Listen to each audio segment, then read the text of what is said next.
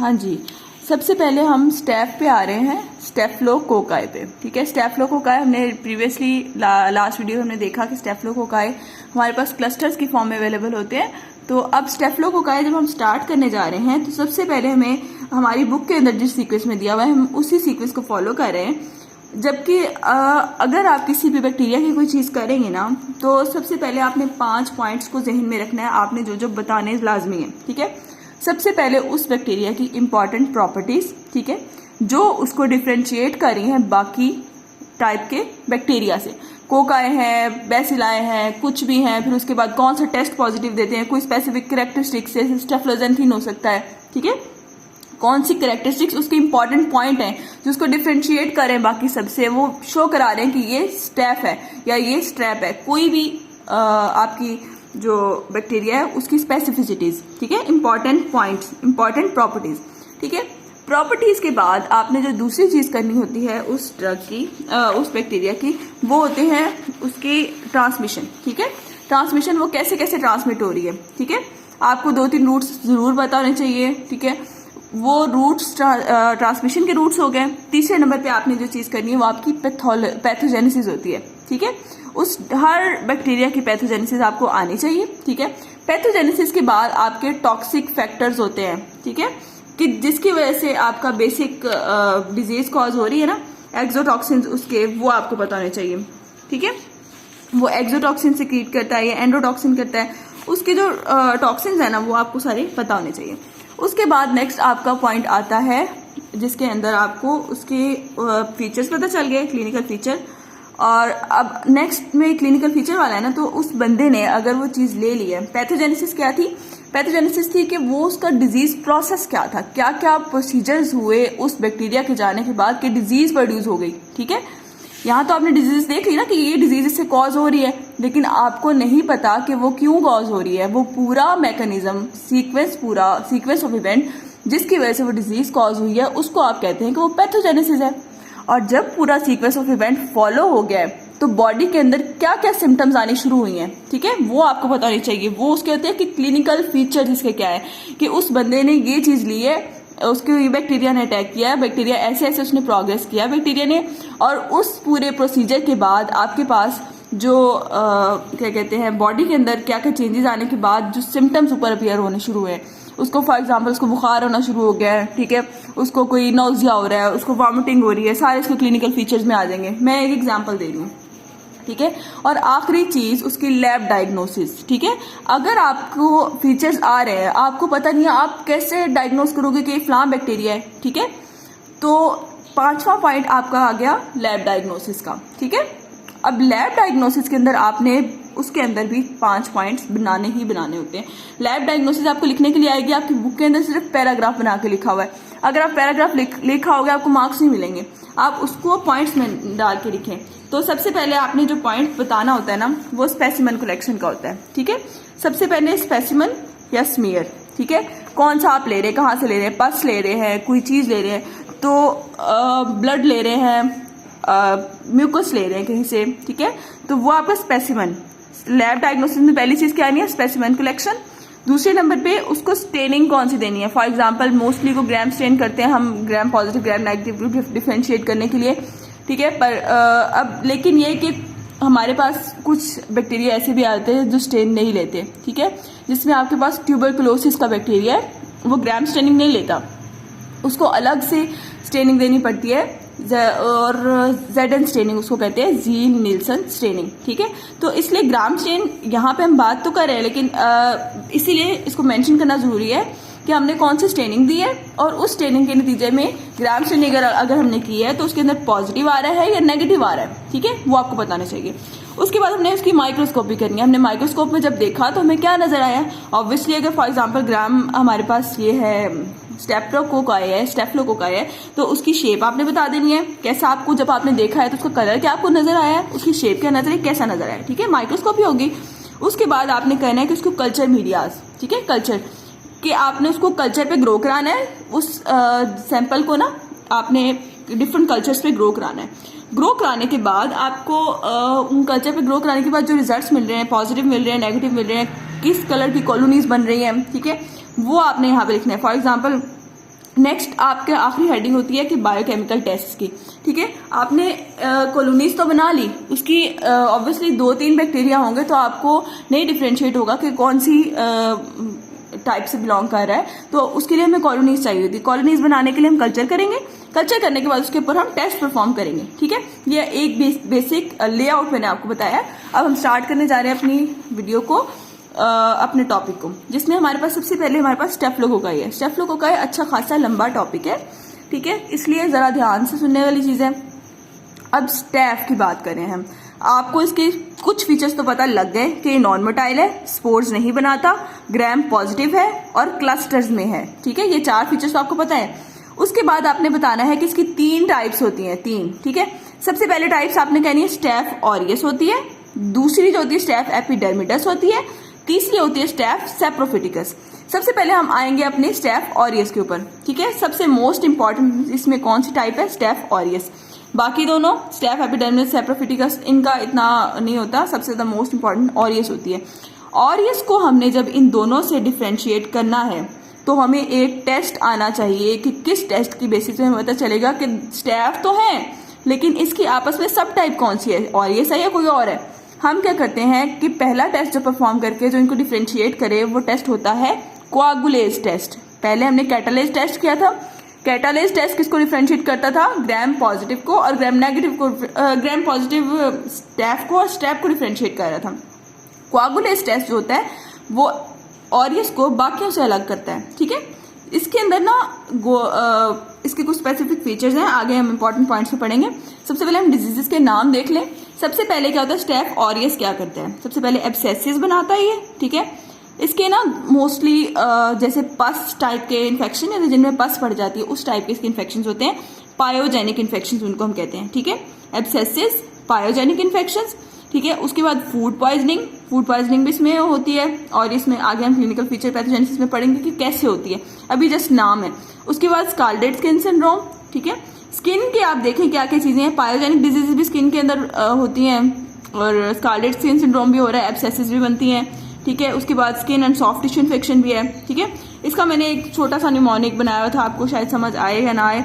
S3 और आगे FASH फैश और उसके बाद PH। ठीक है, ये सारी डिजीजेस ये कॉज करवाता है। ठीक है, अब ये सेप्टिसीमिया, सर्जिकल वोंड इन्फेक्शन, ये सारा कुछ आ जाता है इसमें, ये आगे हम क्लिनिकल फीचर्स में भी पढ़ लेंगे। उसके बाद हमारे पास दूसरी टाइप आती है स्टेफ एपिडर्मिडस।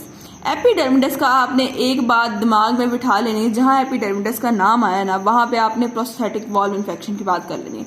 प्रोस्थेटिक का लफ्ज आपके फौरन माइंड में क्लिक करना चाहिए एपिडर्मिडस को देख के कि इसने प्रोस्थेटिक वॉल्व इन्फेक्शन करानी है, prosthetic valve endocarditis, prosthetic joint infection. जो चीज आप प्रोस्थेटिकली लगा रहे हैं ना, बेशक वॉल्व लगा रहे हैं बेशक जॉइंट लगा रहे हैं, उसने वहां जाके इन्फेक्शन कर देना है। ठीक है, उसके बाद सेकंड फीचर इसका क्या है, सेप्सिस करता है इन न्यूबॉर्न के अंदर सेप्सिस करवा सकता है। उसके अलावा इसका एक और फीचर है नेक्रोटाइजिंग फेकाइटिस भी कराता है। ठीक है, तीसरी चीज आगे आपके पास सेप्रोफिटिकस। सेप्रोफिटिकस का एक ही रोल है कि इसने यूटीआई करवाना है, सिस्टाइटिस कराना है, यूरिनरी ट्रैक्ट इन्फेक्शन कराना है, इसने असेंड कर जाना है, यूरिनरी ट्रैक्ट इन्फेक्शन करा देना है। इसलिए मैंने कहा बेसिक रोल आपका ऑरियस का होता है।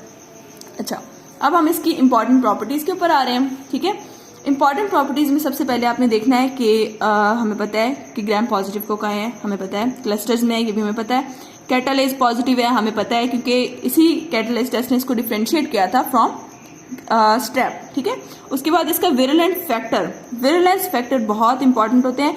अब इसका ये जो कैटालेज पॉजिटिव होना है ना, कैटालेज पॉजिटिव है तो इसने क्या करना है, आपके जो है ना हाइड्रोजन परऑक्साइड जो कि बैक्टीरिया क्या कहते हैं आपकी बॉडी के अंदर बनता है ना, कंप्लीमेंट सिस्टम में आप आगे पढ़ोगे, H2O2 बनता है जो कि इस बैक्टीरिया को किल कर सकता है। लेकिन अब इसके अंदर होता है कैटालेज। ठीक है, ये है कैटालेज पॉजिटिव। ये क्या करता है कि जो H2O2 से किलिंग होनी है ना उसको सरवाइव कर जाता है। ठीक है, ये H2O2 को तोड़ देता है इनटू, देखो हाइड्रोजन परऑक्साइड को तोड़ देगा कैटालेज। ये कैटालेज जो एंजाइम है इसके अंदर, ये कैटालेज एक्चुअली इसमें एंजाइम है ना जिसकी वजह से कैटालेज पॉजिटिव है, इसने इसको H2O में और प्लस O2 में तोड़ देना है। ठीक है, और अब ये खतरनाक ही नहीं रहा, अब बैक्टीरिया को मार ही नहीं सकता H2O2। ठीक है, इसलिए ये सरवाइव कर जाता है बॉडी के अंदर क्योंकि इसके पास कैटालेज है और यही इसका विरुलेंस फैक्टर है। ठीक है, उसके बाद हम आ रहे हैं कि स्टेफ ऑरियस के वो पॉइंट जिसको बाकियों से डिफरेंशिएट करते हैं। मैंने आपको कहा था स्टेफ ऑरियस सबसे इंपॉर्टेंट है और दूसरों से डिफरेंट है। अब कैसे कैसे डिफरेंट है वो हम देखते हैं। सबसे पहले हमने देखना है कि कोआगुलेज टेस्ट पॉजिटिव है, जबकि कोआगुलेज टेस्ट सिर्फ स्टेफ ऑरियस पॉजिटिव देता है। एपिडर्मिस, डस और सेप्रोफिटिकस दोनों का ये टेस्ट नेगेटिव होता है। और इसी टेस्ट की वजह से क्या होता है कि प्लाज्मा क्लॉट करके जो है ना वो थ्रोम्बिन बना देता है। जो प्रोथ्रोम्बिन होती है ना उसको कन्वर्ट करने के लिए इनटू थ्रोम्बिन, ठीक है, कोआगुलेज यूज होता है एंजाइम, ठीक है। अब वो इसको प्रोथ्रोम्बिन को थ्रोम्बिन में कन्वर्ट कर देगा और ब्लड क्लॉट्स बनाना शुरू कर देगा, ठीक है। अब इसने बॉडी के अंदर, ब्लड के अंदर क्लॉटिंग शुरू करनी है, ठीक है, इसलिए ये कोआगुलेज पॉजिटिव है। और उसके बाद हमारे पास दूसरा इसका स्पेसिफिक फीचर है कि इसके पास एक पिगमेंट होता है, उसको हम कहते हैं स्टेफ्लोजेंथिन पिगमेंट, और ये सिर्फ और सिर्फ स्टेफ ऑरियस में प्रेजेंट होता है। स्टेफ्लोजेंथिन अगर आपके पास होगा ना तो जेंथिन से आपको पता नहीं चाहिए गोल्डन येलो कॉलोनीज किस्म की ना ब्लड डैगर के ऊपर इसने गोल्डन येलो कॉलोनीज बनानी है, ठीक है। अगर ब्लड डैगर में ग्रो करेंगे ना इसको हम, इसने गोल्डन येलो कॉलोनीज बनानी है, इसको हम कहते हैं स्टेफ्लोजेंथिन पिगमेंट इसमें प्रेजेंट होता है। ये एक कैरेटिनॉइड पिगमेंट है। उसके बाद ये इसी की वजह से इसकी ये कॉलोनीज गोल्डन होती हैं, जबकि एपिडर्मिडस और सेप्रोफिटिकस वगैरह की वाइट कॉलोनीज होती हैं, ठीक है। उसके बाद हमारे पास नेक्स्ट पॉइंट आता है कि ये सिर्फ स्टेफ ऑरियस है जो कि मैनिटॉल को फर्मेंट कर सकता है, ठीक है, और आरबीसीज को हाइड्रोलाइज कर सकता है, ठीक है। सिर्फ इसी का फीचर है ये। इसके पास ना हीमोलाइसिन भी होता है। अब हीमोलाइसिन के जरिए क्या करता है कि ना ये बॉडी के अंदर आरबीसीज को हीमोलाइज करता है और आयरन जो उसमें से निकलती है ना उसको अपनी ग्रोथ के लिए यूज करता है, ठीक है, for growth of the organism. अपनी ग्रोथ के लिए आरबीसीज से आयरन निकाल के उसको यूज करता है, ठीक है। उसके बाद हमने देखना है कि इसके अंदर और क्या चीज होती है। इसमें प्लाज्मिड होता है, ठीक है, जो कि बीटा लैक्टमेज को इनकोड कर रहा है, ठीक है। अब बीटा लैक्टमेज क्या है, आप फार्मा में पढ़ेंगे पेनिसिलिन, ठीक है। पेनिसिलिन एंटीबायोटिक्स होते हैं। अब इनके अगेंस्ट अगर हम एंटीबायोटिक दे रहे हैं तो ये क्या करेगा, बीटा लैक्टमेज अगर किसी बैक्टीरिया के अंदर प्रेजेंट है तो वो क्या कर देता है, सारी पेनिसिलिन को तोड़ देता है और ड्रग इनइफेक्टिव हो जाती है उस ऑर्गेनिज्म के खिलाफ, ठीक है। ऑर्गेनिज्म को मार नहीं सकेगी, ऑब्वियसली पेनिसिलिन के खिलाफ बीटा लैक्टमेज बन गया तो इसने तोड़ देना है, ठीक है। अब क्या होता है कि अगर नॉर्मल पेनिसिलिन काम नहीं करी, ठीक है, सिंपल पेनिसिलिन काम नहीं करी, हम क्या करते हैं कि मेथिसिलिन और नेफिसिलिन दे रहे हैं, ठीक है। मेथिसिलिन नेफिसिलिन क्या होता है कि ये थोड़ी सी सिंथेटिक पेनिसिलिन होती हैं, ठीक है, और ये स्पेसिफिक होती हैं सिर्फ आपकी इस तरह के बैक्टीरियाज वगैरह के लिए जो कि जिनके पास बीटा लैक्टमेज है उनके अगेंस्ट।